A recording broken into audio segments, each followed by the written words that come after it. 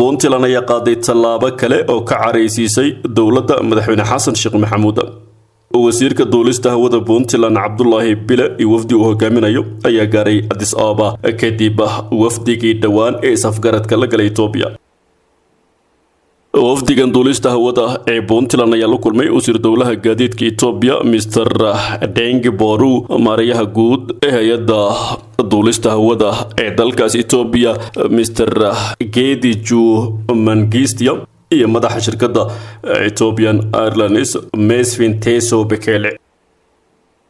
labada dhinac ayaa ka wada hadlay xoojinta xiriirka Addis Ababa iyo Garowe iyo kor u qaadista duulimaadada diyaaradaha Itoobiya ee Boosaaso iyo Garowe iyadoo la soo kordhinayo duulimaad xamuul ah. tani waxay imaanaysaa xilli dowladda federaalka Soomaaliya ay hakisay xiriirkii ila lahayd Itoobiya iyadoo la filan karo in dowladda federaalka Soomaaliya ay dalka ka joojiso diyaaradda Itoobiya.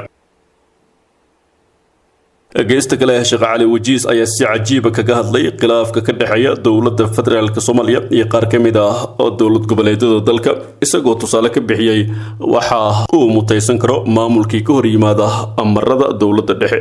Sheekh Cali Wajiis ayaa sheegay in wadankan loo dhaariyay oo dadka Soomaaliyeed ee malaayiinta ah ay doorteen madaxweyne Xasan Sheekh Maxamuud isagoo ku taliyay in looga dambeeyo xukunka dalka.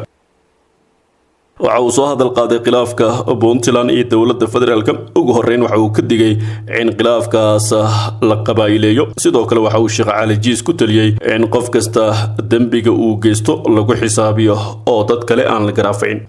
waxa uu sheegay in federal la qabyaaladeeyay ee ku dhaqanto Soomaalidu isagoo bogaadiyay qorshaha madaxweyne Xasan Sheekh Maxamuud uu hadda ku saxayo waxyaabihii ka qaldanaa dastuurka dalka.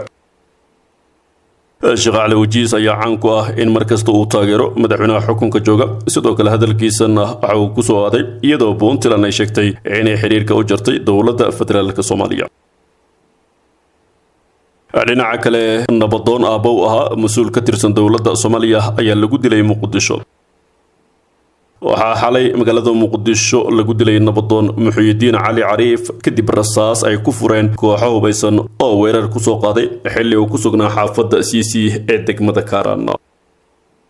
marxuumka ayaa isla goobta ku geeriyooday iyadoo kooxihii dilka geystay ay goobta ka baxsadeen sida ay sheegeen dad goobjoogayaal. Muxyidiin Cali Cariif ayaa aabow ahaa Cusmaan Muxyidiin Cali Cariif oo ah maamulaha furdada garoonka diyaaradaha Muqdisho.